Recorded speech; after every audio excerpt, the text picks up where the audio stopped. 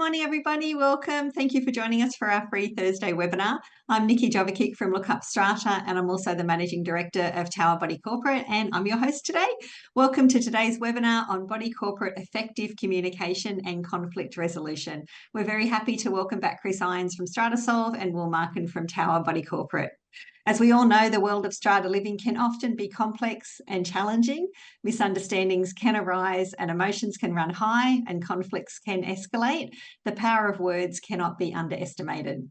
Chris and Will are going to look into the delicate art of apologies in strata communications by exploring the psychology behind apology, their potential benefits, and the circumstances where a sincere sorry might be most effective. They'll also discuss the potential consequences of avoiding apologies and the role of escalating conflicts. Is the simple sorry the secret weapon to fostering healthier relationships, resolving conflicts more effectively, and creating a more harmonious living environment? Let's see. Now, this is a Queensland session today. If you're joining us from outside of Queensland, welcome. However, we'd just like to remind you that any mention of the legislation will be referring to Queensland legislation. So before we begin, I'd like to mention that the information in this session, including the discussions arising from submitted questions and chat conversations, is not advice and should not be relied upon as advice, and you should seek independent advice before acting on the information contained in the session. We're very happy to welcome back Will Marquand. Will joined the Tower team as General Manager and Senior Strata Manager in 2020. A licensed Strata Manager, he has widespread experience across all forms of commercial, industrial and residential schemes. A former journalist and teacher, Will is also a regular contributor to Lookupstrata, both as a writer and also a podcast figure. He believes in proactive ethical strata management. He hopes to provide Tower's customers with the knowledge and support required to take their schemes forward into the next generation of body corporate management. And we also welcome back Chris Irons. Chris is a strata unicorn. He's not a lawyer, manager or caretaker. He was Queensland's Commissioner for Body Corporate and Community Management for over 5 years, which is the only role of this type in the world. Chris is also an owner in one strata scheme and a tenant in another. As Director of Strata, Chris focuses on communications and strategic advice rather than legal action to solve strata problems. Strata works with owners, committees, strata managers and caretakers to tailor practical solutions to stressful strata situations. Chris holds an honours degree in communications and is a nationally accredited mediator. Chris is also a regular contributor to Lookupstrata. Now, here at Lookupstrata, we do take our transparency responsibilities seriously regarding our partnerships. So we'd like to mention that both Strata and Tower Body Corporate are long-time sponsors of Lookupstrata. Thanks for joining me, Chris and Will, in today's session. It's great to have you here again. Great to be here. I reckon, Will, it's probably worthwhile, before I sort of open up the presentation, maybe just to clarify a little bit about where we're coming from with this presentation today, because I appreciate that for some people, they might look at the title and maybe not be 100% clear. We started talking about this a little while ago, didn't we? I think it was you, Will. You brought up a link to the National Health Service in the UK, wasn't it? Mm-hmm. Yeah. So throughout my career, I have been influenced by this piece of research that was done by the National Health Service. It's sort of counterintuitive in some respects. If you think about most kind of organizations when it comes to apologizing, probably the default people give is don't apologize, or don't say anything that may leave you open to kind of criticism or liability in any way. The NHS, for their part, so that's Britain's National Health Service, they did some research into why people sued the NHS after something had gone wrong. So particularly after maybe a patient had died or an operation had gone wrong in that kind of instance. And why would the patient or their families then choose to take action against the NHS? And you might just sort of think, well, it's because something went wrong, but that wasn't really what they found. What they found was that people were mostly aggrieved because the hospital or the doctor involved hadn't issued an apology. And that was the main motivator for them to try to take some kind of ongoing action to get some kind of force some kind of response, perhaps either a monetary payment or that actual apology from the doctor or hospital. It was that the apology had never been forthcoming. So they just sort of felt that they weren't being listened to. They felt aggrieved in some way, that their kind of issue was just being, neglected. And that I think is quite, as I say, it's kind of counterintuitive to the kind of the advice that you might often get as someone working in an organization, which would be to limit your apologies. Here they were finding, no, the better thing that the NHS might be able to do would be to be more forthcoming with its apologies, and then people would accept that and then move on. Yeah. And then for my part, Will, it was that I get questions all the time about apologies. People saying that that's what they want in a strata situation, or you can tell perhaps from what they don't say that that's actually what they're aiming for. And so I think eventually the idea evolved over time. It's like, well, what is this idea about apologies in strata one way or the other? Are they a thing?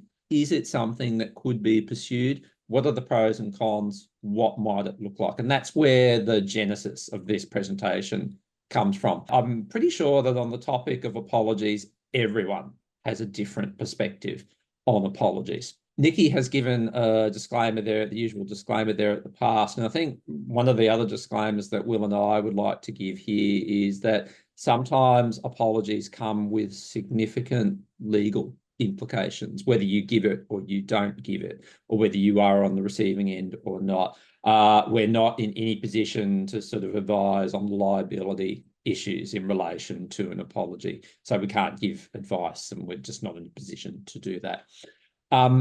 As always, I have a very lame kind of illustration/graphic to start it off with. And of course, I turn to The Simpsons for this one. This clip might sum up a lot of people's views on apologies. Homer, this has gone far enough. Will you please just apologize to the garbage men? Yeah, Dad, you're always telling me and Bart to apologize. Yeah, but I'm always secretly disappointed when you do. Let's start off with this idea of what an apology is. So here's a couple of definitions that we found. So this is from the good old Oxford Dictionary, and you can read that there. That makes sense. I think, Will, nothing terribly remarkable about that one, is there? I think we can all agree with that one. Yep. And then you've got this one, which is a bit more of a legalistic view of an apology. And this goes into a slightly different direction, an expression of sympathy or regret, and may include an admission of fault. And I think it's that one, Will, where people start to get a bit nervous, don't they? Because they think when it's an admission of fault, people generally tend to associate that with money, don't they? Yeah, that's usually what comes after that type of apology, some kind of demand for money. And that's what makes people anxious. So I reckon let's keep in mind those concepts of apologies as we sort of go on throughout the presentation. Will's already alluded to this, that there are apologies in society in different ways. And we'll put a few links up here and you can investigate these links at your leisure. Will's already spoken about that one. So that medicine one is National Health Service in the UK. This one, if you click on that link, I won't do it now in the presentation, but if you click on that one, it takes you to a bit of an analysis by, I think it's the Australian Law Reform Commission, about apologies in a bit of a legislative sense. And they go into some really interesting areas about why and how an apology may be useful. And then another one that you might want to have a look at as well, again, investigate this at your leisure. Queensland's Human Rights Commission, its process for accepting complaints and conducting conciliation. Apologies are actually a fairly standard feature of their dispute resolution process, as opposed, for example, to other government agencies where apologies aren't necessarily a thing. So I think what we came up with there, Will, wasn't it, was that it's one thing to understand what an apology is, but how it is actually implemented varies considerably depending upon the circumstances, doesn't it? Yeah, there can be a lot of difference between apologies that are heartfelt and apologies that are sort of kind of insincere. And then it's a question of, well, an apology is just a word. So it's what is the action that follows the apology that really makes the difference to how that apology is received. Absolutely. With that in mind, let's have a look at this idea of apologies in strata. So as Nikki said at the start, we're talking very much from a Queensland perspective here, but this might be useful for other people in other states to think about. I'm going to put up an extract here from an adjudicator's order. So for the nerds out there, such as myself, and probably you as well, Will, who like to delve into adjudicators' orders, that's the reference that you're looking for. So a very recent one. It might have even been looking at this order, which started the idea of this whole thing at some point. Here's a couple of extracts of what the adjudicator had to say. So the applicant, I think it was an owner, seeks an order compelling the respondent, I think it was a committee maybe, to apologise for causing upset, embarrassment and increased difficulty for owners trying to sell or lease lots in the scheme. Have you ever had an owner, Will, saying that sort of thing to you about a committee? This seems like a very unusual type of claim to me, certainly in around the sale and lease of lots. And sometimes we've had people sort of feeling hard done by committees who maybe feel that they're owed an apology by them, though. Yeah, it does occasionally happen. Okay. So that's a bit of context. And here's what the adjudicator had to say about it. So very clearly, stating at the outset that there's no scope for apologies, and I'm paraphrasing here, under Queensland strata legislation. So it's not an order that is specifically outlined under Queensland legislation.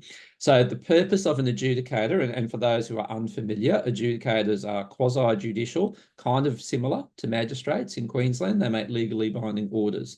The purpose of an order is to resolve a dispute, and there's scope to do so. But it's commonly held that the more appropriate remedy is to make an order relative to the substantive dispute. And then the adjudicator goes on to say, I'm not satisfied an apology, particularly one made under compulsion, would resolve the dispute. Therefore, I decline to make the order sought. So, Will, in that sentence or in that paragraph, it's picking up on your point about this idea of apologies kind of almost made under duress. But intriguingly, the adjudicator doesn't quite 100% rule it out as something that they could do they? Like they say, well, it doesn't say that we can do it, but the choice of words is interesting. I am not satisfied. It doesn't say I completely 100% refuse and it can't be done under any circumstances. Yeah, I can't really see, it's hard to think of any circumstances when an adjudicator might order an apology. What would be the purpose of it? You're just kind of asking for some people to say some words that they might not mean. Apologies that aren't meant aren't really, from my perspective, they're not really relevant. They don't really count for anything.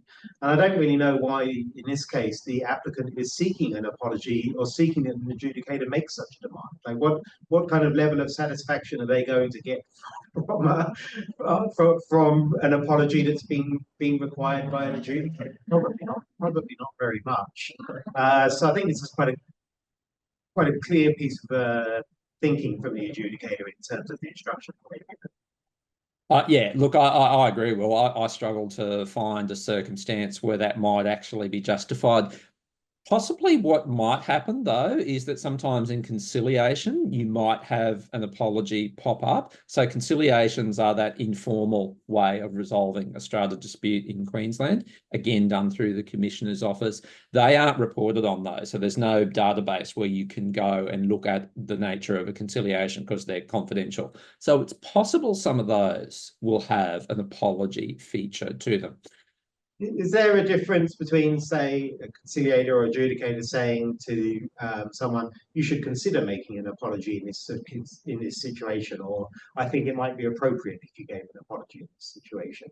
That could happen, and it may well be that they take a much more hands-off approach and say, well, the applicant has asked for an apology for this specific instance.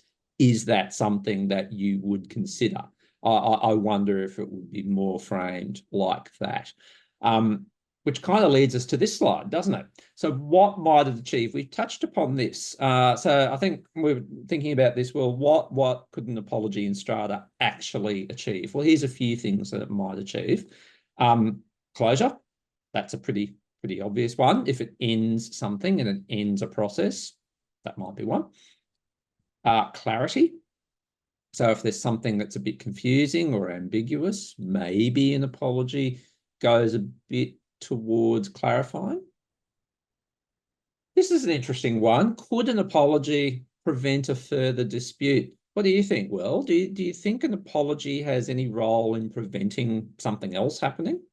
Yeah, we have to accept that in Strata, it's often tense. It's people's homes and lives that are being affected, and people take that quite personally, and sometimes they deal with that quite emotionally. We kind of, in our roles, we're always kind of encouraging people to just deal with Strata professionally, but we know that that's not really how people deal with it. It's their homes and it's their lives, so they become quite emotional at times. And if you have a meeting, for example, where tensions have risen, maybe voices have gone a bit high, perhaps you said something you didn't really mean. I think in a situation like that, an apology either on the spot or perhaps the next day, just to sort of say, look, I'm sorry, I raised my voice, I didn't really mean to do that. That is a perfect time of when you can stop an argument from lingering too far, right? If you don't say that, then you can have two neighbors who, they end up hating each other for years and years, and that dispute can spill over into all kinds of strange situations in the stratas. But if you can, be the bigger person and say, look, I'm sorry, I did something wrong in this instance, perhaps that's sufficient to bridge the gap and make sure that you can have harmonious relations between your neighbors. I reckon there's a lot in that, what you just said, Will, definitely. Couple of more things about what an apology in Strata might achieve. Maybe it's about improving governance. So if an apology is in the context of a committee, for example, then maybe discussion at least about an apology might highlight a few areas in which decision-making could and should improve in the Strata context. So that's a possibility as well. We might actually get a more harmonious scheme, although it may well be the case, I suppose, that for some people, an apology would never be enough and there would always be a need for more. So harmony, I think that's a 50-50 one, potentially. We might also get a situation where an apology, particularly if it's on the record, could help to improve property values. And maybe, I don't know, Will, if you think this is drawing a long bow, but if there was an apology as part of the body corporate records and then that was available during conveyancing, maybe that could encourage a sale. Maybe that could add towards property values. Or is that a bit fanciful? I don't know how much that happens in reality. Kind of with my level of knowledge, if I was buying into a body corporate and I did a search of the books and records, and I could see that the owners in that scheme had been fighting tooth and nail with each other over a period of years, I would be extremely nervous about buying into that scheme because I know I'm just buying into a whole bunch of headaches, basically. So if you have had a very tense period between yourselves, it could be worthwhile having some kind of recorded apology or at least kind of acknowledgement that the event has been put to bed, if nothing else, because people should be nervous about moving into schemes where owners do not get along because that can really disrupt your life. Absolutely, absolutely. So if that's what an apology in Strata might achieve, here are some of the risks. We have to always do the two sides of the same coin. So what are the risks of an apology in Strata? Well, there's this one that we said right at the outset, issues about legal liability. That's something that you will need to seek qualified advice upon, but you do need to keep that in mind. An apology might create an expectation that can't always be fulfilled or an expectation that continues on. So this might be that if an apology is given, regardless of who gives it, then there's an expectation that things will be different from that point. And I don't necessarily know that that's the case in all cases. I think, well, we've talked about this one a lot, but I reckon it's a point worth making again. The idea that if an apology is compelled or forced or kind of contrived, the resentment from the party giving the apology, but not only that, the resentment from the other party if they pick up that it's forced. It's a pretty significant thing, isn't it? I've got two children. Sometimes I make them apologise to each other, but you can hear in their voices that they don't actually mean the apology when they're saying it, and the resentment carries on. It's exactly the same. It's exactly the same in Strata and other areas of life. An apology only counts if you actually mean it, and if you take an action to rectify whatever caused the need for an apology. If you're just apologizing and you continue what the behavior that created the need for an apology, well, there's no point. You might as well just not apologize because you really don't care. Agreed. An apology doesn't necessarily address the cause. So my experience, and I think this is your experience too, while we were talking the other day, when a dispute arises in Strata, it's not usually that dispute, which is the issue, if you like. It usually has its origins way back, months or years in some cases.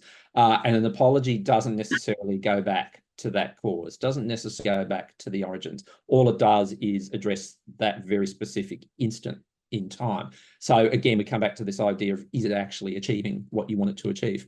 An apology is absolutely not appropriate for a technical issue. So if the dispute is about maintenance responsibilities and building format plan, for example, I can't for the life of me envisage how an apology would ever be appropriate there. And as we all know, Strata comes with a lot of technicalities. And then finally, just delays and costs. If it takes a long time, if there's a lot of back and forth, I think everybody knows that sometimes an apology, it takes a while. There's some negotiations about the type of words that might be used. But if that takes a while, it might actually add a lot of time and cost a lot more while it's being resolved. Let's look at some specific instances of apologies in Strata. So let's look at the committee perspective for a moment.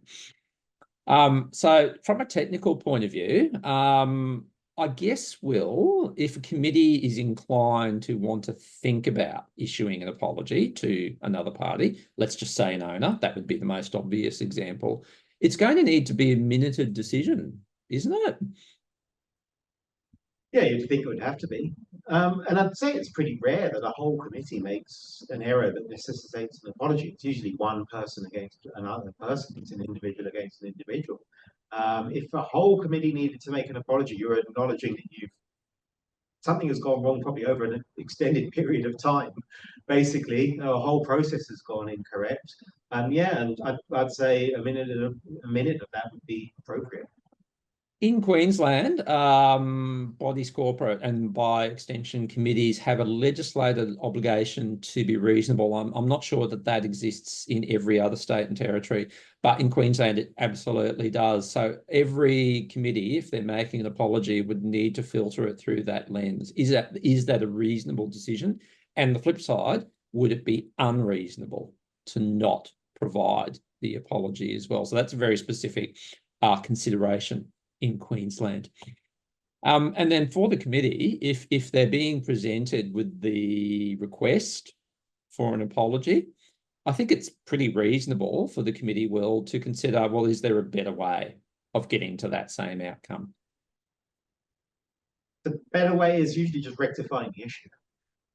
That will normally put the issue to bed one way or the other. Once, whatever the scenario is that's made someone feel aggrieved, if the committee agrees that that person has some right of aggrievement, well, an apology doesn't necessarily fix a broken pipe or something like that. They're better off just sending out the work order and making sure that that person's property is fixed, which is usually the main source of these kind of issues, than sort of apologizing but not really actioning the repairs or whatever. No, I absolutely agree on that one. So then from the owner perspective, when we talk about apologies in Strata, some things to think about. So if you're an owner and you are inclined to want an apology, you really want an apology, a question to ask yourself here is, how much time, effort and emotional toil is it worth it to you? So if you have to, for example, if you're an owner, Will, and it's going to take you 6 months of back and forth with the committee, like that, going back to that adjudicator's order that we looked at earlier, to get to that point, that individual would have had to have spent at least 6 months, probably getting there, along with some cost and along with a lot of time, only to see it dismissed. Has that been worth it, I think, from the individual's perspective? Is it worth it? I suspect, and this might be a slightly controversial thing to say, but I suspect there'd be a lot of people watching this live or watching this later who'd be individuals who'd be thinking, I want an apology from my committee or my strata manager. And I think the question to ask is it worth it? Yeah, there's two slightly different entities, I suppose, committees and strata managers, because strata managers have got a professional responsibility to people, in which case, if they haven't adhered to that strata professional responsibility, and I think then apologies may be appropriate and maybe more, it may be more appropriate to request one. But ultimately, if something's not forthcoming, you can waste a lot of time and energy trying to get something that the other person doesn't want to provide you. And you have to think about, well, even if that apology does come, how much does it really change your life? How much does it really going to improve the quality of your life? The situation I often see apologies or being requested is when we take over a new building, perhaps because there have been troubles at the building in the past, a lot of tension between owners or tension between owners and the previous body corporate manager, the owners and the caretaker.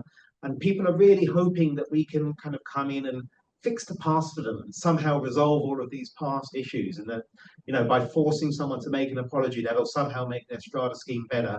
And I'm always telling them it doesn't. And in fact, there's nothing we can do to fix the past for you. You have to focus on the future and achieving something positive in the future rather than worrying too much about what's happened in the past. Yeah, definitely. I think you pretty much just said this one. Now, this is another question for the owner to ask themselves. Will it positively change your life? Is it going to make your life better if you got that apology from your strata manager or the committee?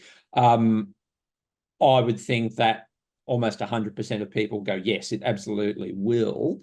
But I think it's important to really think about that and do some pretty honest self-reflection as well, because you get the apology and then 30 seconds later, if, as you say, Will, it hasn't been followed up with a tangible action, then nothing has changed in the circumstances. You get the brief sugar hit, but the context hasn't changed in that scenario. The apology only counts if it's comes with some sort of form of change of behaviour in some way or change of activity. Yeah.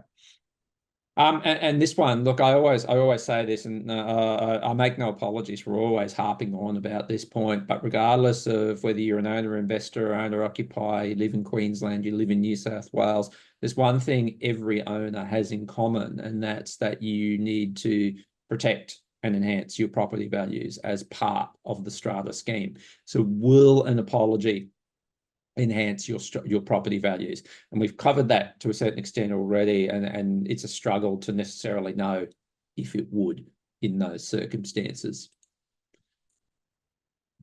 So you started talking about this in the last slide, Will. From the strata manager or the on-site manager perspective, or caretaker is the word that's sometimes used there for the on-site manager, where does it leave them? I might put up a few points here and then throw to you, Will, to talk to this from kind of your professional experience. Considerations. Will it impact on the value of your contract or your engagement? Does it, or how does it change your service offering? And then is the relationship that you're having retrievable anyway? Yes. So as strata managers, we have to think that, like, as an individual manager, I might get like 100 emails a day plus 10 phone calls. Perhaps I touch on 150 different issues a day or something like that. Each one gets kind of like 3 to 5 minutes time when you boil it down. Within that vast volume of things that we do, we're going to make some errors. We don't do everything correctly all of the time, right? People expect us to have a high professional standard, and we're always striving to achieve that. But I think we know as a company, and every company that I've worked in, that it's very difficult to achieve 100%. And that means that sometimes things go wrong in our processes that we would like to improve. And I think when we do make an error, it is very important for us as professionals to acknowledge that error, why it's happened, and what we're particularly most important really is what we're doing to rectify the error as quickly as possible. So it could just be something as simple as recording someone's email address incorrectly when they send us an update or something like that. But that can have a major impact, because then if we don't write the name of an address correctly, and it can just be a little typo, that person might not receive their next levy notice, which then could result in a problem of them having a levy debt or something along these lines. A small issue that we do as managers can become a big problem for owners. As a Strata company, I think we have to acknowledge when we've made that mistake, and then go back to that person and go back to the committee to say, look, we made an error in this situation. Here's what we've done to fix it as best we can as soon as possible. And I think if you do that as professionals, you're sort of asking the question here, will it impact on your contract and engagement?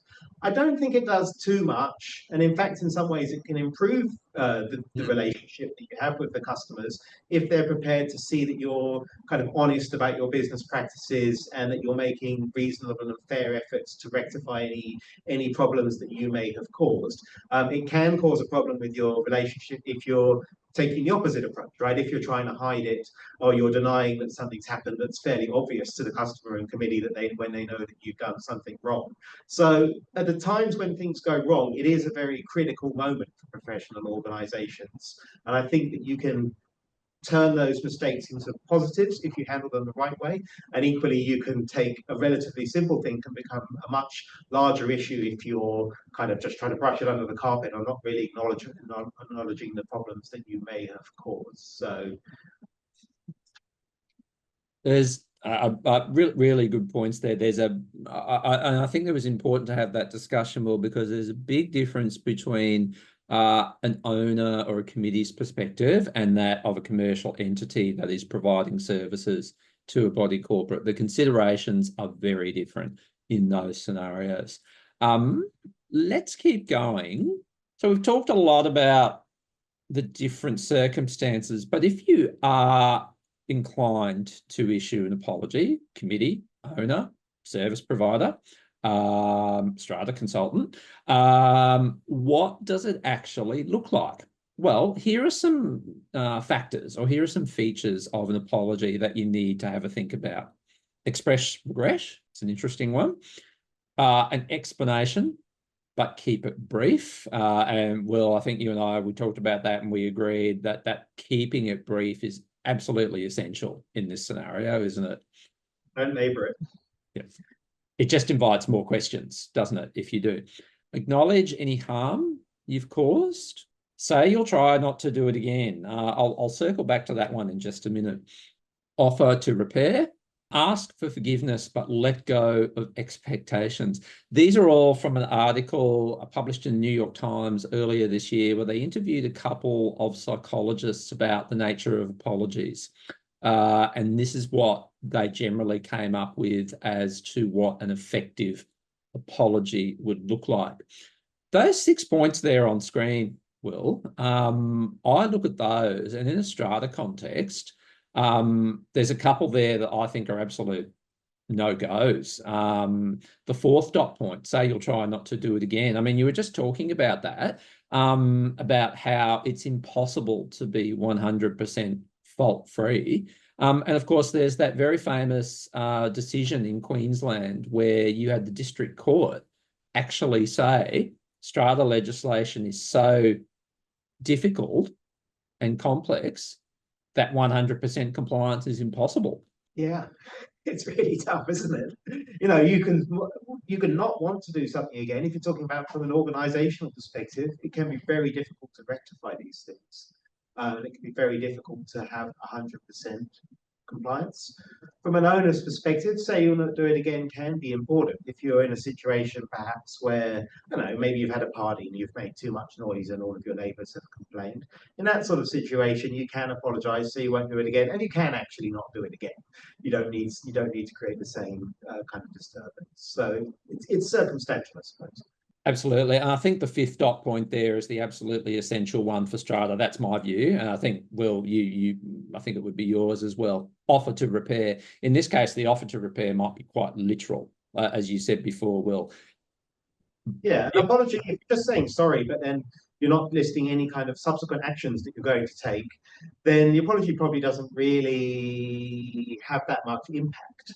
Whereas if you apologize and say, but I'm going to do these things to rectify the situation, then it is going to be much more impactful and much more likely to be accepted and resolve the situation. I would think that the very last dot point, asking for forgiveness, I'm not sure that a committee, for example, could resolve to ask for forgiveness. That it doesn't really gel for me that that's something that they could do. But could they express regret? Well, possibly. It comes back to what you were saying before, Will, about, acknowledging that maybe this particular situation didn't get handled as efficiently or as in a timely way that it could have been handled. Yeah. So our best practice tips based upon all of that. First one, and this goes for whoever the party is, whatever your position and whatever it is that the apology may or may not be about, really important to ask yourself, is it what you really want? Or is it, as Will has articulated a few times, is it that you actually just want something fixed? You want an action done. There's a big difference between the two things. Our second tip, be reasonable about it. Demanding an apology at the expense of anything and everything else, particularly when other solutions might be offered to you, that may not be a reasonable way of approaching an apology. And again, I think we've made this point several times in this discussion, be genuine. So if the apology is going to be issued, it needs to feel real. It needs to feel like it is not forced, and it needs to feel like it has some sincerity attached to it. And then be realistic. Again, if you're wanting an apology, be realistic that it's going to be very difficult to extract, potentially, from a legislative point of view. And as you said, Will, when you were talking about the strata manager's perspective, maybe even from the commercial point of view, it's not necessarily the most realistic thing in the world, is it? Number 5, and probably the biggest tip of all, is don't let yourself get in the position where it actually has to be something to be discussed. If you're at the point where apologies are on the table as a genuine fix for a strata issue, then I would be saying to you, it's gone way too far by that point. It should never be getting there. It should have been nipped in the bud a long time ago. So avoid getting there and prevent it. Prevent the scenario from developing to that stage. Questions and comments. Now, Will, I have a question for you, which came up to me as we were talking today. I can't quite remember which slide it was, but you were talking about one person and their actions impacting upon another in a strata situation.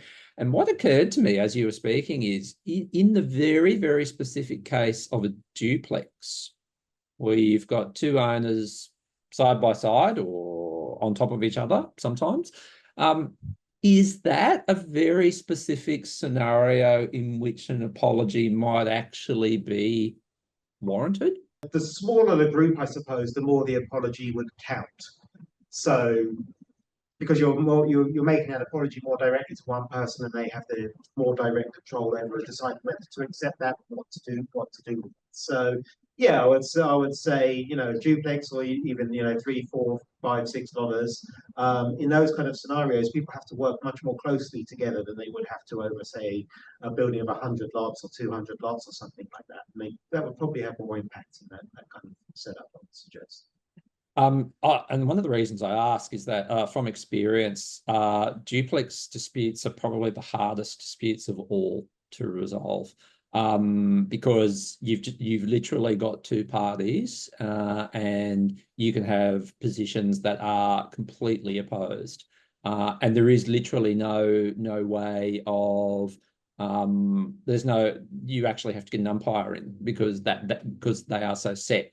So I do wonder, and I think you've highlighted the benefit there, Will, the fewer people involved, the more potential it is that an apology is going to have some meaningful impact. Another question for you, Will.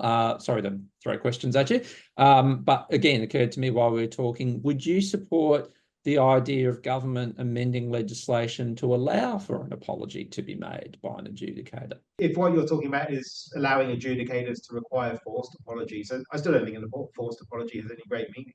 What would it really achieve if a body corporate apologizes for something that it doesn't think that it's done wrong? Or I think you might get problems there with whether the apology would lead to liability issues and further conflicts down the track. So I don't think it's something I would particularly like to see. Yeah. Is that something you think would be appropriate? I wonder if it could be there as a reserve power, and then maybe for the extreme instances where things have gotten so bad that it's really the only way of cutting through. But I think your point's a really well made point. Like, what if we have to put it there to compel, because that's what it would be. It would be a compulsion to do it. I don't see how that's going to make anybody feel terribly better. Yeah, I struggle to see how it would make somebody feel better. So, Chris, in your job when you were at the Commissioner's office, did you ever have to issue an apology from that office, or did you ever... I'm glad you asked that, Will, because it goes towards another comment I was going to make. So, shock, horror, public service agencies can make mistakes. I know, who would have thought, but it does happen. I was really big with my staff, and the staff were like this too, that if you make a mistake, you own it and you fess up. So the worst thing that you can do is try and conceal a mistake. Admit it. Then the question is about what you do with that admission of the mistake. And this, I was thinking about this again during today's discussion. There's a difference between saying sorry and acknowledging something went wrong. It's a different thing. So if you go back to your example, Will, where somebody incorrectly keyed in an email address, which meant the levy notice didn't get there, which means in turn they are now being penalised, or even worse, they didn't get to vote at the AGM because they were considered unfinancial. So, and then it turns out that after some discovery, sorry to pick on you, Will, but you keyed in the email address incorrectly, and you've led to this.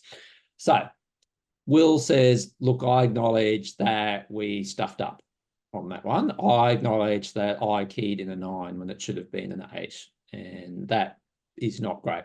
So that's that. Or, look, I'm really sorry about that. That shouldn't have happened, and it won't happen again. I think there's a big difference between those two. Do you agree, Will?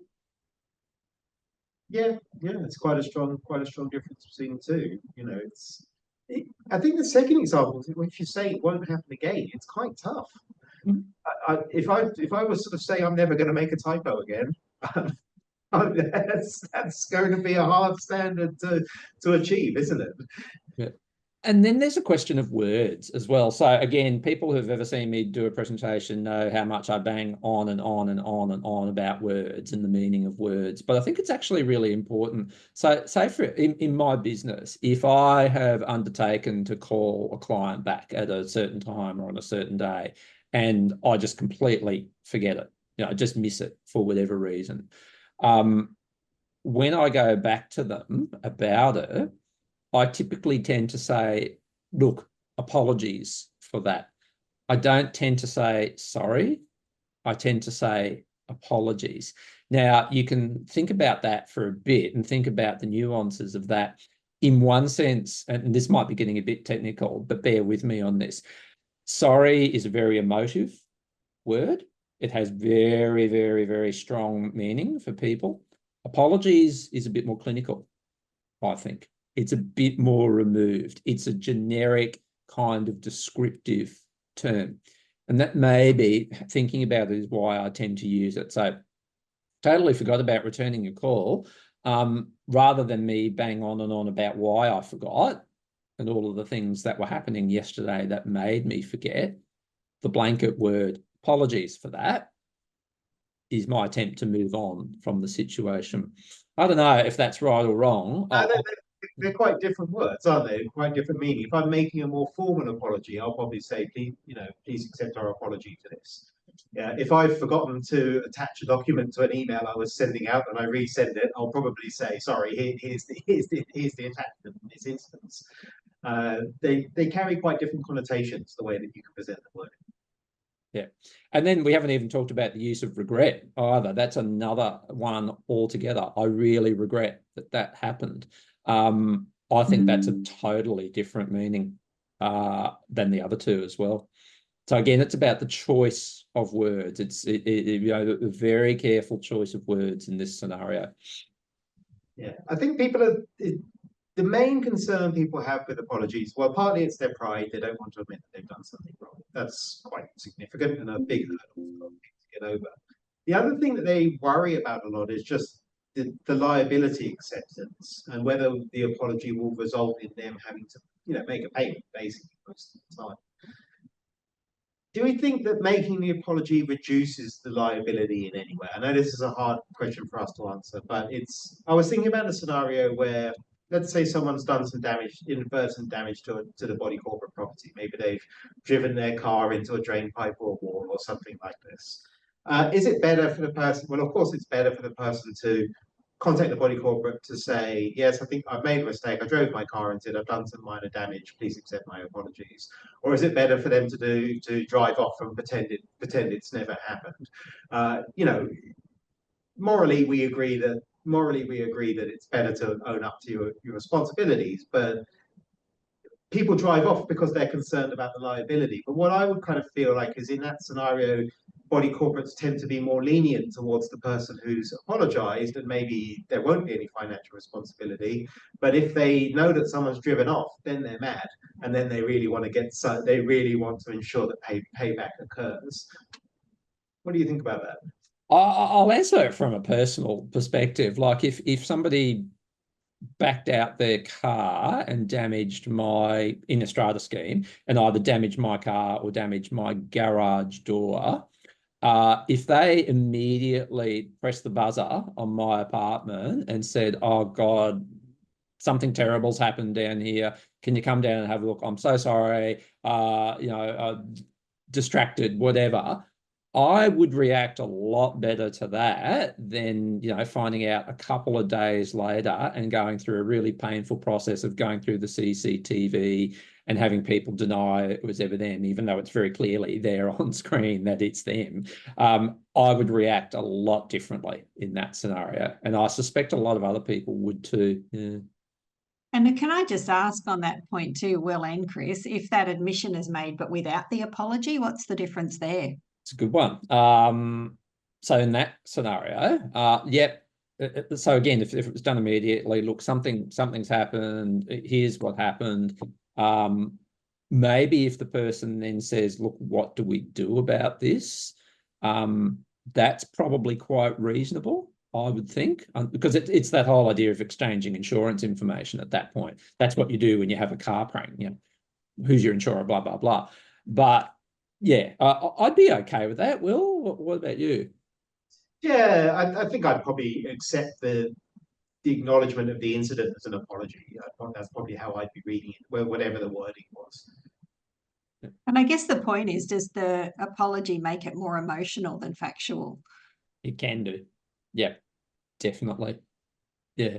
And you just this is why everything in Strata's got to be considered case by case, because there'd be some instances where that absolutely would be the case, and then there'd be others where maybe it wouldn't be. Yeah. And we did have a comment as well that kind of ties into that point, and it's more about accepting the apology. So people's pride can hinder the acceptance of an apology given if say it's hidden behind a committee as a group, not the specific person who was the thug in the matter. We talked about this idea of acceptance of apologies, didn't we, Will? Yeah. So the question that we came up with is it okay to not accept an apology?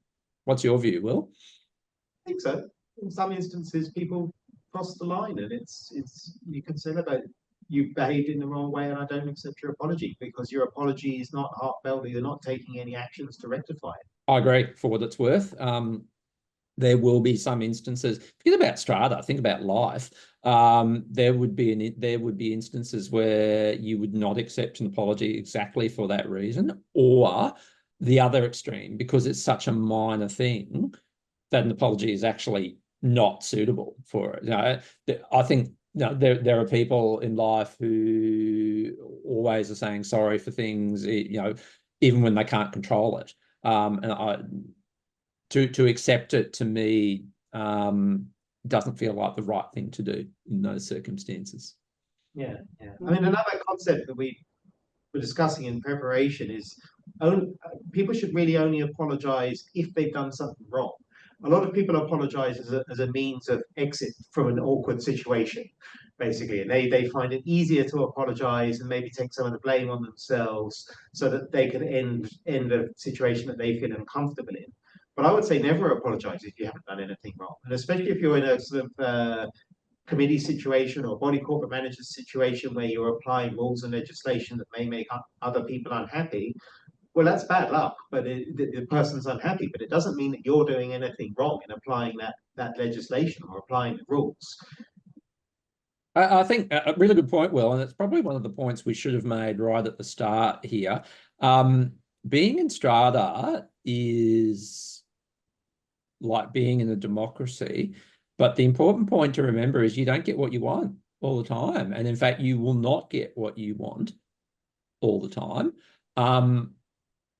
That's just tough. I'm sorry, but it is. That's just how it is in strata. You do not get what you want all the time. You cannot get what you want all the time because you have to consider the interests of the other people involved, and simply not getting the outcome that you want, isn't of itself like wrong or bad. You have a negative feeling about it, absolutely, and you're not happy about it. That's totally understandable.